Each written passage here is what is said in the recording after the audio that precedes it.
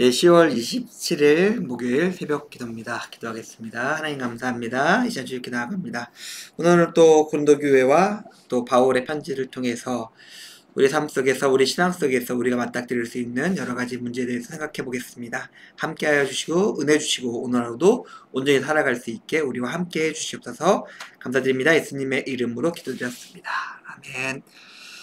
고린도전서 9장에서 말씀 보겠습니다. 고린도전서 9장 1절에서 3절까지 말씀입니다. 고린도전서 9장 1절에서 3절까지 말씀입니다. 봉독하겠습니다.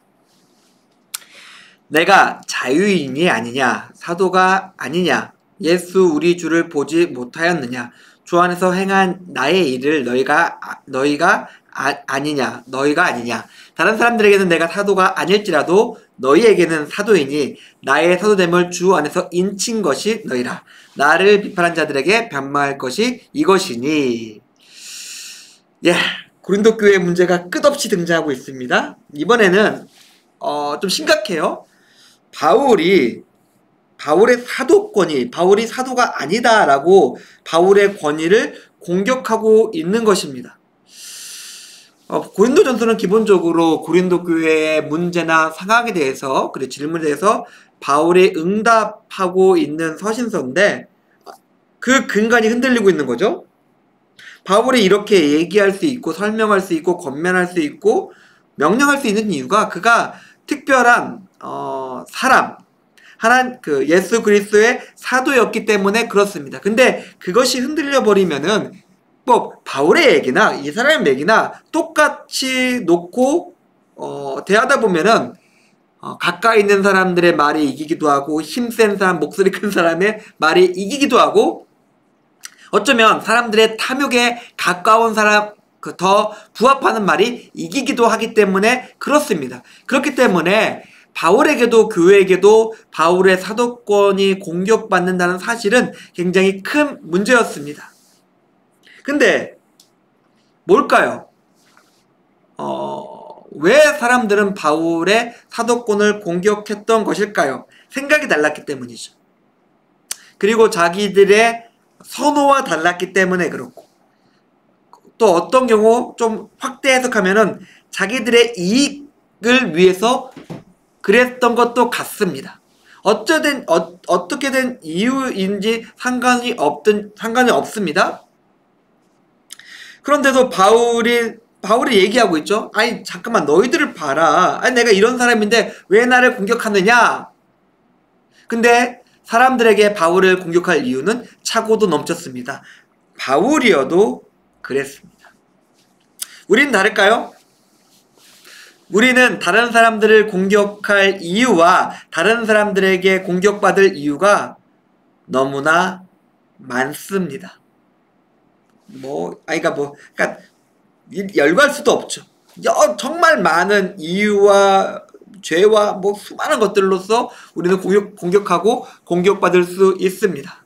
하지만 그러나 분명하게 그 토대는 있어야 됩니다. 바울은 사도인 것이 흔들려버리면 교회가 흔들려버리는 그러니까 바울이 전한 것이 있고 바울이 세운 것이 있고 바울이 이룬 것이 있는데 그 모든 것들이 흔들려버릴 수 있었던 것이죠.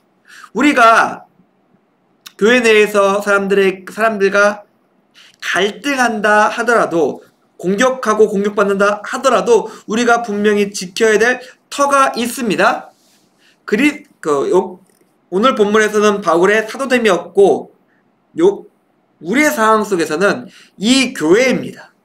그리스도의 몸인 공동체를 만들기 위해서, 그 위에서 우리가 혹시 갈등한다, 다툰다, 공격한다 하더라도 그 안에서 이루어져야 됩니다.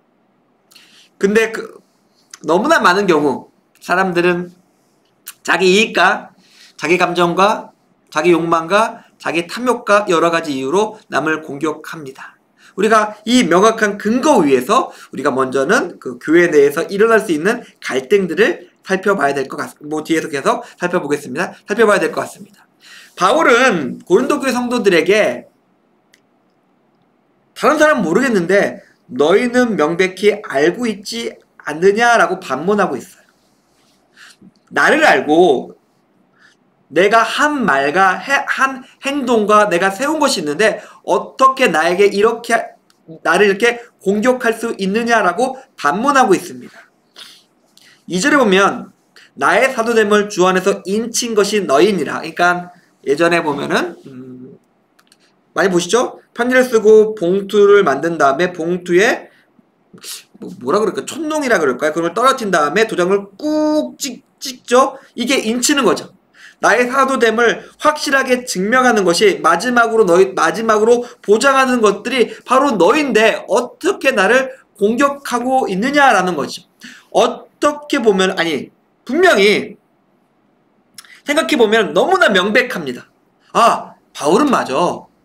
하나님의 사도야.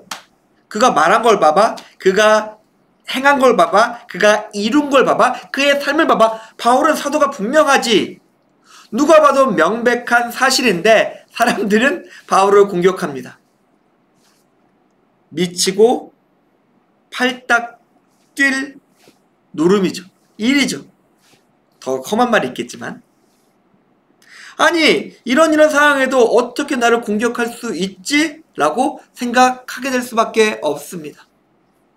너무나 명백한 것이 있습니다. 제가 앞에서 말씀드렸던 그리스도의 몸인데 하지만 사람들은 명백한 것대로 분명한 것대로 행동하고 판단하지 않습니다. 근데 그것은 나도 마찬가지입니다. 다른 사람들이 그렇게 말하고 행동한다면 나 또한 그렇게 말하는 사람이고 나 또한 그렇게 행동하는 것입니다.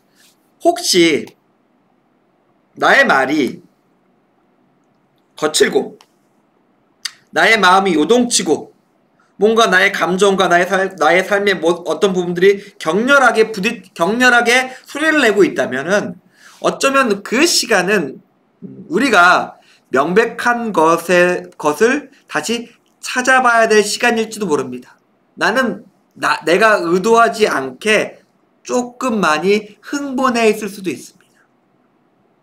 나는 어쩔 수 없이 내 안에 있는 죄와 죄의 유혹에 넘어가서 그것에 경도되어서 말하고 행동하고 있는지도 모르겠습니다. 세상에 쓸려가지고 세상의 방식대로 생각하고 세상의 방식대로 판단하면서 세상의 방식대로 다른 일을 정죄하고 있을 수도 있습니다. 혹시 나의 말과 나의 감정과 나의 행동이 달라졌다면 다른 사람들이 그것을 보고 나한테 이야기하고 있다면 뭐지? 잠깐만 살펴볼까? 내 삶에 명백한 것이 무엇이지? 내 삶에 분명한 것이 무엇이지? 그리스도의 몸, 하나님의 말씀, 하나님의 은혜, 하나님의 사명이 무엇이지? 거기서 우리의 마음과 삶을 다시 시작해야 됩니다. 사랑하는 성도님들, 바울도 공격받았습니다. 너무나 어이없게 공격받았습니다. 우리도 너무나 당연하게 공격받을 수 있습니다. 그리고 우리가 또한 그렇게 비난하고 공격하는 사람일 수도 있다는 것을 우리가 명심했으면 좋겠습니다. 다시 돌아와서 명백한 것에서 우리를 올려놨으면 좋겠습니다. 하나님의 교회, 하나님의 말씀, 하나님의 은혜, 하나님께서 우리에게 주신 사명 위에서 우리의 삶을 돌아보며 우리의 말과 마음과 삶을 세우며 승리하시는 임예신성교회 교우님들의 오늘 하루의 삶이 되기를 주님의 이름으로 축원드립니다. 기도하겠습니다. 하나님 감사합니다. 오늘 말씀을 통해서 우리의 삶과 우리의 마음을 어떻게 세워야 될지 생각해 보았습니다. 하나님의 말씀 위에 서서 하나님의 주신 은혜와 은사를 가지고 하나님의 주신 삶과 사명을 온전히 감당할 수 있게 주님 우리와 함께 하시고 우리를 도와주시옵소서. 감사드립니다. 예수님의 이름으로 기도드렸습니다.